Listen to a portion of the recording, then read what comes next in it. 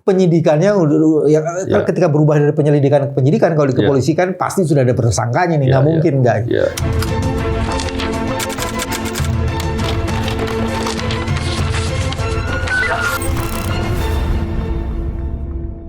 Bismillahirrahmanirrahim. Assalamualaikum warahmatullahi wabarakatuh. Waalaikumsalam. Salam integritas.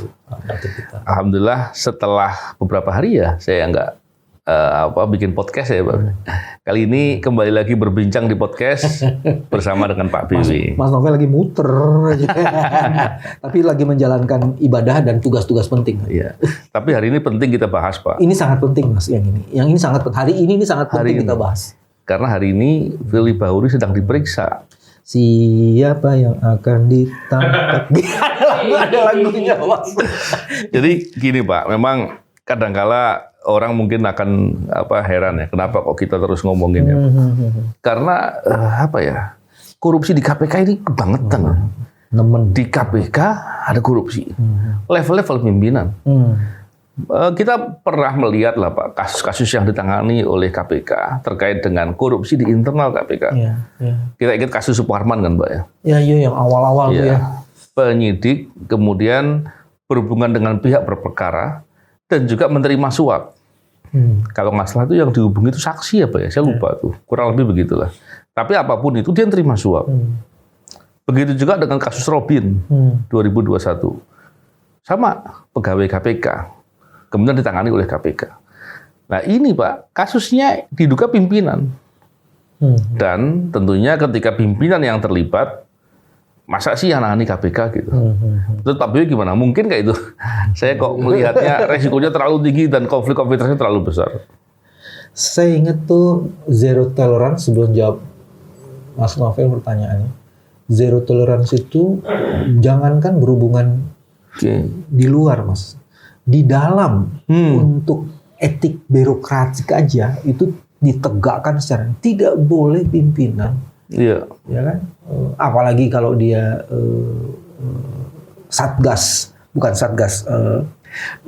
deputy ataupun jabatan struktural gitu, yang bukan satgasnya itu menemui tersangka. Apalagi pakai ketahuan cipika-cipiki. Kita ingat ada beberapa yang dipulangin kan Mas. Enak nyebut namanya mungkin karena masih aktif. Pulangin tuh. Jadi zero tolerance-nya tuh jangankan ketemu tersangka, ketemu di orang yang diperiksa ya. Diperiksa saja. Padahal diperiksa sebagai saksi padahal ya.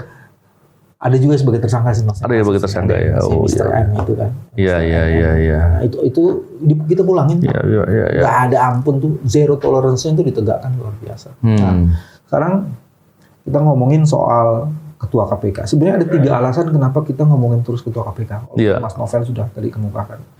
Bagian pertama ini kita mengalami di dalam bagaimana dinamika menegakkan aturan itu luar biasa. Jadi begitu ada yang kayak gitu, jadi kita di luar tuh masa sih di dalam gak nih?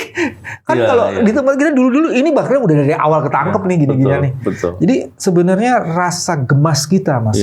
Tapi rasa gemas kita poin yang keduanya karena rasa sayang kita sebenarnya. Betul Pak. Kita nggak mau gara-gara 1, 2, 3 pimpinan, kita sebutnya 3 ya. Karena 5.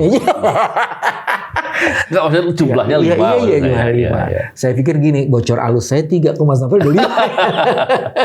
Jangan benar juga 5. Itu kita kepengen banget gitu. Justru dari pimpinan, kalau pimpinan itu mata airnya, kepalanya jernih, semuanya kan mengalirnya tuh asik. Jadi sebenarnya itu yang juga membuat ini. Terus yang ketiga Mas, ini udah 25 tahun loh reformasi loh. Mandat dari rezim reformasi ini salah satunya adalah pilar mengenai anti korupsi. Betul. Kok justru di anak kandung reformasi. Jadi tuh ada gergetannya tuh ada di situ. Karena dia kan harusnya yang menjadi pionir, menjadi role model untuk ini kan. Itu nggak terjadi. Jadi kira-kira gitu. Nah sekarang masuk di pertanyaan Mas Novel. Mas kalau yang dulu-dulu ditangkap, diperiksa oleh KPK sendiri karena kita meyakini pimpinan KPK-nya itu bisa jadi penjuru untuk penegakan hukum. Jadi itu ada kepercayaan, ada trust itu, dan pimpinan KPK-nya juga punya keinginan besar untuk membongkar ini, untuk sekaligus menjadi contoh gitu loh Mas. Harusnya berkepentingan. Nah, iya. Jadi ada di situ titiknya itu sebetulnya. Nah, pada periode sekarang ini yang kita melihat dari luar, kesannya malah melindungi. Dan juga mendengar dari dalam, gitu kan. Ini saling melindungi nih. Bahkan saya nggak habis pikir loh Pak. Di kasusnya ini, contohnya kasusnya SYL ini Pak.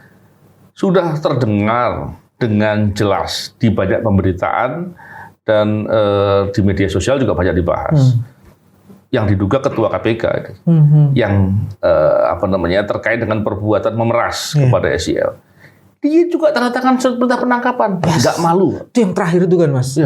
Satgasnya panggil, dia malah yang penangkapan. Padahal, pimpinan yang lain kemana ini? Masa nggak ngerti yang begitu-begitu? Konflik harusnya kan pimpinan yang lain merasa udah dibatasi. Malah mengatakan itu yang berbeda betul Mas. Walaupun katanya ketua KPK ada pemeriksaan di Polri, tapi tidak akan mengganggu kegiatan. Enggak. Ini logika apa ini Pak? Saya nggak mau bilang bodoh, tapi bagaimana ya? Saya nggak mau bilang bodoh gitu, nggak mau ini saya. Sangat memalukan. Sangat. Tapi yang kata bagus memalukan. Bukan bodoh. Iya. Dan gini Pak, saya nggak kebayang Pak ya, kalau kemudian pimpinan KPK yang lainnya, selain Firly maksudnya, tidak peduli dengan situasi ini, saya kira jauh lebih berbahaya gitu. Saya kok melihatnya bukan sekedar nggak peduli, saya khawatir melindungi. Ada 3 Mas. 1 udah melindungi. Melindungi karena apa? Bagian dari kejahatan itu. Bisa dong ke situ dong. Terus yang ketiga ada dari sikap yang ini Mas, udah pada sikap itu yang disebut dengan udah deh suka-suka lo deh. Jadi masa bodoh gitu. Saya menangkap tuh ada sebagian tuh satu lah. Ya udahlah suka-suka lo gitu. Yang lainnya itu dia memang diving. Seolah-olah ini tapi melindungi. Jadi 3 hal itu yang melindungi bagian dari kejahatan dan udah suka-suka lu aja. Pak BW, saya ketika Firly Bahuri jadi ketua KPK, saya kan masih ada di sana. Saya kan melihat bagaimana suasana kebatinan pimpinan yang lain. Ada yang ngeluh. Saya pernah diajak bicara sama salah satu pimpinan mengeluh soal perilakunya Firly Bahuri. Yang apa sikap dominan, terus memaksakan kehendak, memutuskan sendiri dan segala macam. Itu sering dibicarakan. Dan hal-hal itu kan biasanya cenderung dari sikap-sikap koruptif ya. Saya melihatnya sebetulnya pimpinan yang lain sudah bisa mengira lah paling tidak. Tapi sampai hari ini saya tidak pernah melihat pimpinan KPK yang 4 ini, salah satu lah paling nggak dari 4, bersikap atau melakukan suatu menunjukkan bahwa yang bersangkutan ini masih bisa diharapkan gitu. Itu belum pernah ada. Contohnya nih Pak Bibi, di penggeledahan beberapa waktu yang lalu kan terungkap bahwa ternyata Firly Bahuri punya rumah singgah. Di Jalan Kertanegara Pak. Bayangkan Pak, Kertanegara Pak. Itu kalaupun bukan milik dia, seandainya bukan, saya nggak tahu milik dia atau bukan. Sewanya pun berapa harganya? Ada yang bilang harganya miliaran sewa di sana. Dengan kondisi pimpinan KPK itu dibayar oleh KPK nggak? Bukan. Itu lagi pertanyaan tuh. Itu pun kalaupun tidak sebagai pengeluarannya yang bersangkutan, nggak masuk juga di LKPN. Kan kalau masuk ke LKPN kan bukan cuma hartanya, tapi juga pengeluarannya. Pengeluarannya itu nggak masuk di LKPN. Dan ada beberapa lagi yang lain. Saya kok menduga aset-asetnya jangan-jangan banyak ini. Kalau seperti itu, apa yang pernah saya katakan bahwa saya yakin Firly Bahuri ini sering berbuat serupa dalam konteks tidak pidana korupsi seperti ini, jangan-jangan benar Pak. Nah kalau sikap pimpinan yang diam saja, melapor secara pidana tidak pernah, melaporkan secara etik kok sepertinya juga tidak, nah, terus kita mau mengukur seperti apa pimpinan KPK yang lain ini Pak? Proses pemeriksaan hari ini dilakukan lagi kan? Ya. Ketika proses yang kedua Pak ketika proses hari ini dilakukan lagi, pertama dia menunda proses yang harusnya ditindaklanjuti di pemeriksaan pertama. Betul. Boleh orang menunda itu, tapi atas alasan apa? Tapi yang kemudian tercapture di publik, dia lebih memilih gitu ya. Itu pemeriksaan Dewas Pak. Pemeriksaan Dewas. Jadi dipanggil oleh Dewas. Firly Bahuri ini kemudian menyampaikan bahwa dia hanya ada waktu setelah tanggal 8 lagi, atau akan menghadiri setelah tanggal 8 November. Artinya pengundurannya itu 10 hari lebih kalau nggak salah ya. Dan Dewas tidak bisa Cuman bilang kelamaan gitu doang Dewasnya kalau sudah diberita. Padahal di waktu yang sama yang bersangkutan justru main badminton, Pak. Itu yang saya mau bilang. Dengan kelakuan seperti itu, apa yang bisa kita harapkan dari seorang pimpinan KPK? Dia betul-betul menjatuhkan marwah kelembagaan, dan mudah-mudahan ini sebenarnya bisa diketahui sama Pak Jokowi. Jadi pertama saya mau ngomong itu, Pak. Ini dengan kelakuan seperti itu, kepantasannya untuk terus menjabat sebagai pimpinan sudah hilang. Itu bagian yang pertama. Terus bagian yang kedua yang tadi Mas Novel bilang itu, saya ingin memperdalam di situ tuh, Mas. Kartanegara sewanya mahal, disebut sebagai rumah apa namanya tadi? Safe house, paling tidak yang di media safe house, rumah singgah lagi pertanyaan lagi gitu, Mas. Terus sudah gitu tidak pernah dilaporkan. Mari kita lacak satu-satu. Kalau dia tidak memberitahukan, padahal ini sewanya mahal dan dia tidak mengeluarkan kantor tidak mengeluarkan sewa ini, berarti ini dari siapa? Pertanyaan itu. Betul. Taruhlah kemudian dia punya uang. Oke, kalau dia punya uang, untuk kepentingan apa dia bikin itu? Bukankah seluruh fasilitas itu sudah disediakan oleh kantor? Betul. Atau dia tidak merasa nyaman di kantor misalnya. Kalau tidak merasa nyaman di kantor, apa yang ingin dilakukan sehingga dia merasa tidak nyaman di kantor? Kan gitu pertanyaannya.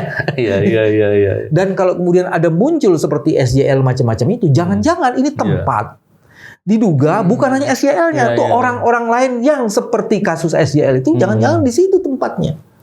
Dalam logika saya begini loh, Pak. Pemprov DKI itu kan punya CCTV di banyak tempat. Mestinya CCTV yang mengarah ke rumahnya di Kertanegara itu harus diperiksa itu. Saya yakin di situ akan menggambarkan selama ini yang hadir di situ siapa. Iya. Masih ada waktu kan. 3 bulan yang lalu masih terrecord ya. Iya. Tapi gara-gara Mas Novel ngomong sekarang ini sudah ada yang mau menghapus Tapi itu. saya yakin sudah diambil, Pak. Saya yakin sudah diambil. Diambil ya. Dengan begitu kan akan tergambar ini. Apa sih sebetulnya di situ? Banyak hal lagi yang bisa didapat dari cara-cara untuk bisa mendeteksi siapa yang ada di situ. Oke. Kalau kita kan udah sampai pada kesimpulan sulit untuk mengelak dari fakta-fakta peristiwa yang sudah menjadi fakta hukum itu. Ada kejahatan, sulit untuk menolak itu. Cuman yang mungkin harus diprediksi kapan penetapan tersangka itu dilakukan. Apakah hari ini juga? Saya kok yakin begitu, Pak. Begitu ya. Apakah hari ini juga penetapan tersangka? Terus kedua adalah bukan hanya penetapan tersangka kan, Mas. Kedua adalah kapan ditangkap. Karena kalau tidak segera ditangkap dengan kemampuannya melakukan penetrasi tadi kan, dia Mas Novel bilang sangat dominan dan macam-macam, dia bisa mempengaruhi dan melakukan tindakan-tindakan lain yang tak pernah diprediksi, bisa diprediksi sebelumnya. Terus yang ketiga, Mas, apakah bagian lain yang diduga menjadi bagian kejahatan? Kalau saya bilang 3, Mas Novel bilang 5 tadi, itu kan juga harus siap-siap setelah itu kan. Dan itu artinya dia bisa mengatur itu kan, mengatur flow pertahanan kan. Nah itu yang mesti diperhatikan. Makanya kalau bisa sih, kalau memang sudah ditetapkan tersangka, sebaiknya memang demi hukum harus dilakukan upaya paksa lainnya. Emang harus segera itu, Pak. Karena kalau nggak segera tadi dampaknya emang kemana-mana. Belum lagi begini loh, Pak. Kalau tadi yang saya katakan bahwa ternyata perbuatan ini diduga bukan sekali tapi udah sering. Hampir nggak mungkin, Pak, sekali berbuat langsung ketangkep atau ketahuan itu hampir nggak mungkin. Saya yakin ini perbuatan udah sering. Kalau udah sering, pertanyaannya jangan-jangan bukan cuma pimpinan saja. Ada orang lain di KPK yang ikut terlibat. Bukan hanya pimpinan ya? Bukan hanya di level pimpinan. Logikanya kan begitu, Pak. Kalau itu kemudian tidak diusut dengan tuntas, KPK-nya yang kasihan. Karena begini, Pak. Kalau masa pemerintahan sekarang, Pak Presiden, Pak Jokowi, itu kan tahun 2014, beliau kan saat pertama kali menjabat Presiden, IPK Indonesia itu kan 34. Terus kemudian meningkat sampai 40. Gara-gara pimpinan-pimpinan yang bermasalah, KPK dilemahkan, undang-undang diubah, turun sampai 34 lagi sekarang. 34. Dari 40 ke 34 lagi. Saya yakin akan turun lagi nih, Pak. Kalau terus kemudian... Kalau pimpinan KPK-nya masih terus seperti ini kan? Kalau nggak ada upaya sungguh-sungguh.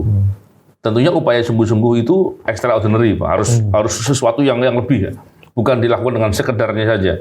Ini tentunya saya berpandangan Pak Presiden punya waktu 1 tahun di masa akhir jabatan beliau. Ini harus mengambil langkah untuk perbaikan.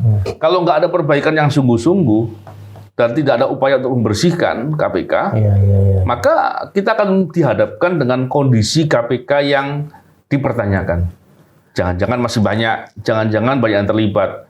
Ini bukan sekedar kira-kira ya Pak. Kasus Robin bilang bahwa masih banyak yang lain. Bahkan Robin ini yang menyebabkan Lili Pantioli kan? Lain lagi Pak. Waktu itu dia sebut Lili, tapi Lili nggak diperiksa. Lili mengundurkan diri di kasusnya Mandalika. Iya Mandalika. Lain lagi. Dan di Mandalika pun sebetulnya Lili nggak sendiri. Saya yakin masih banyak yang lain. Artinya dugaan keterlibatan itu banyak. Membersihkan kan butuh waktu Pak. Sementara kalau dilihat sekarang ini kan November nih. Tanggal 1 November. Ketika kita bicara 1 November, artinya pimpinan KPK kan berakhirnya Desember. Ya. Tanggal berapa? Tanggal 20-an ya Pak ya, sekitar. Tanggal 20-an. 27. Saya lagi membayangkan gini sih Mas.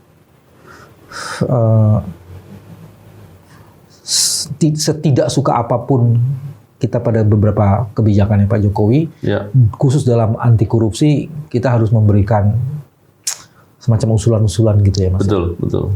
Bagian yang pertama adalah paradigmatiknya dulu nih. Kalau ini dipertahankan, apa manfaatnya? Kalau ini digusur dan digeser, apa manfaatnya? Harusnya itu dulu yang dipikirkan. Kalau ngelihat penjelasan dari Mas Novel tadi, kayaknya tak pantas ini dipertahankan. Karena apa? Kerusakannya jauh lebih besar. Betul.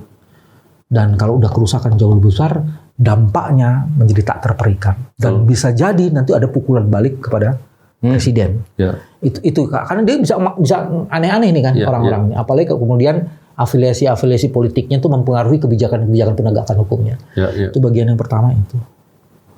Bagian yang kedua, kalau benar dia berkongsi dan bersekutu dengan kelompok lain atau dengan orang-orang lain selain pimpinan yang lainnya juga dengan orang di KPK, berarti kan yang dihancurkan lembaganya, Mas.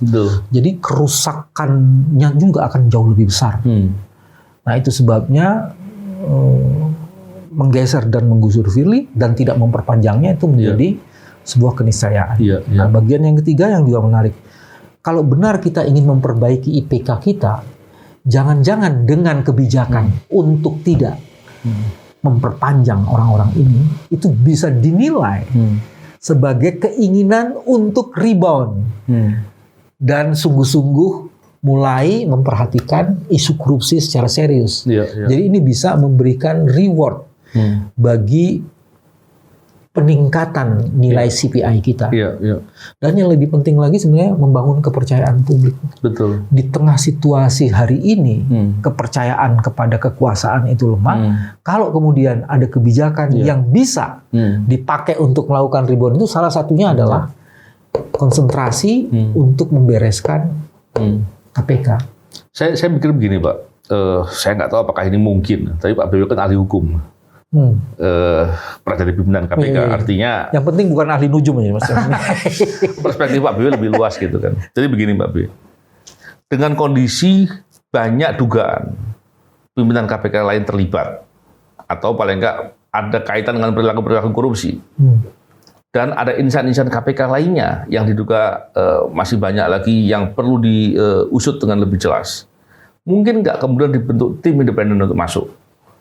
Bisa jadi kemudian begini, selain dari perkaranya Firly yang sekarang sedang berjalan dilakukan oleh Polri, barangkali bisa dibentuk tim khusus untuk masuk memeriksa dengan lebih jelas. Mungkin timnya bisa jadi ditunjuk setelah nanti barangkali kalau Firly sudah jadi tersangka seandainya, kemudian ditunjuk PLT oleh Pak Presiden, dan kemudian bersama dengan orang KPK yang terpilih lah gitu ya, yang diyakini tidak terafiliasi dengan orang-orang yang berbuat korupsi, bersama dengan Polri, bersama dengan pihak lain, memeriksa dan membersihkan KPK. Karena apa? Desember itu Pak, itu batas Pak, di mana putusan MK perpanjangan 1 tahun, itu kemudian harus disikapi oleh Pak Presiden. Apakah Pak Presiden akan memperpanjang 5-5-nya? Ya kalau Firly tersangka nggak mungkin Mbak ya. Tapi kalau yang lainnya kan diperpanjang semua jadinya. Padahal masih ada PR tadi Pak. Nah, mungkin nggak Pak kemudian ada suatu kebijakan khusus. Kenapa? Karena nyata-nyata ada permasalahan serius. belum pernah sepanjang sejarah berdirinya KPK, pimpinan KPK terlibat perkara korupsi, diduga banyak perkaranya, dan diduga melibatkan pimpinan yang lain, dan ini skandal besar loh Pak. Mungkin nggak itu Pak? Bagian pertama, untuk memecah kebekuan ini, tetapkan dulu Firly sebagai tersangka, Mas. Oh iya, betul. Itu dulu. Penting. Kalau belum jadi tersangka, penyidikannya ketika berubah dari penyelidikan ke penyidikan, kalau dikepolisikan pasti sudah ada tersangkanya nih, nggak mungkin guys. Jadi segera tetapkan. Kalau memang Firly bersalah ya tetapkan Firly sebagai tersangka. Yang kedua, setelah Firly sebagai tersangka, baru kemudian kan akan ada penetapan tuh Mas, sebagai pimpinan KPK yang ditunjuk Presiden. Nah, dengan pimpinan KPK ini, pimpinan itu kan sebenarnya mempunyai kewenangan, Mas. Teman jadi soal karena ada sikap kolegialitas, maka kemudian ini bisa menyebabkan pimpinan yang ditunjuk juga tidak punya tangan yang panjang dan keluasan yang luas. Kalah dominan. Itu sebabnya kemudian yang saya dengar kan ada 2 pimpinan lain juga sudah dilaporkan dan prosesnya sedang jalan ini kan. Mudah-mudahan penyelidikannya berubah menjadi penyidikan. Jadi penetapan tersangkanya itu bisa berbarengan. Kalau 3 saja Mas orang ditetapkan, dan seperti dugaan kita memang ada, dugaan saya ada 3 yang kemudian terlibat, maka kemudian dengan 3 orang ini kan majoritinya terjadi Mas. Nah kalau majority terjadi, maka atau 1 orang tapi punya kekuatan yang ini, yang lainnya udah kita serahkan pada pimpinan, dia bisa membuat tim ad hoc sebenarnya yang membantu dia untuk mewujudkan tujuan dari pemberantasan korupsi. Kan nggak ada yang larang gitu. Tim yang diperbantukan atau yang diminta untuk melakukan fungsi-fungsi seperti yang diusulkan Mas Novel. Itu bisa saja terjadi. Dan itu harus representasi dari 3 kelompok kan Mas. 1 dari dalam, 2 dari praktisi yang integritasnya tidak luar, terus 3 dari public prominent. Dan tentunya di bawah ini juga masih bisa di backup oleh tim kerjanya gitu kan. Fungsinya sebenarnya 3. 1, recovery kepercayaan publik terhadap lembaga KPK. Dan dalam recovery itu dia harus membuka mana-mana saja program-program yang harus dibenahi dan mengajak keterlibatan publik. Terus ketiga, baru kemudian mempersoalkan atau melacak potensi-potensi masalah yang ada di situ yang kemudian itu harus segera diselesaikan supaya poin 1 dan 2-nya itu bisa. Jadi kalau mau disingkat bisa Mas. Tapi orang yang harus benar-benar kuat di situ dan harus ada dukungan dari kolega yang lainnya, atau majority orang yang ada di situ yang ditaruh di situ, karena pimpinan yang terlibat bukan hanya 1, minimal 3. Tapi artinya pimpinan KPK yang sekarang ada dan tidak ada kaitan langsung dengan perkara harus diperpanjang juga berarti ya? Harus ada alasan Mas. Oke, menarik. Nah yang sekarang yang kita perlu cari, apakah itu kan Presiden kan jelas tuh menegakkan seadil-adilnya, terus seluruh-seluruhnya gitu kan, sebaik-baiknya. Terus kedua, kita harus periksa nih pimpinan sekarang ini, apakah mereka masih punya kepantasan, syarat-syarat menjadi pimpinannya itu ada. Kalau syarat-syaratnya itu tidak ada, menurut saya 3-3-nya jadi, 5-5-nya jadi ini kan. Iya, karena memang ini Pak, situasi ini kan situasi yang nggak pernah terbayangkan. Situasi yang parah.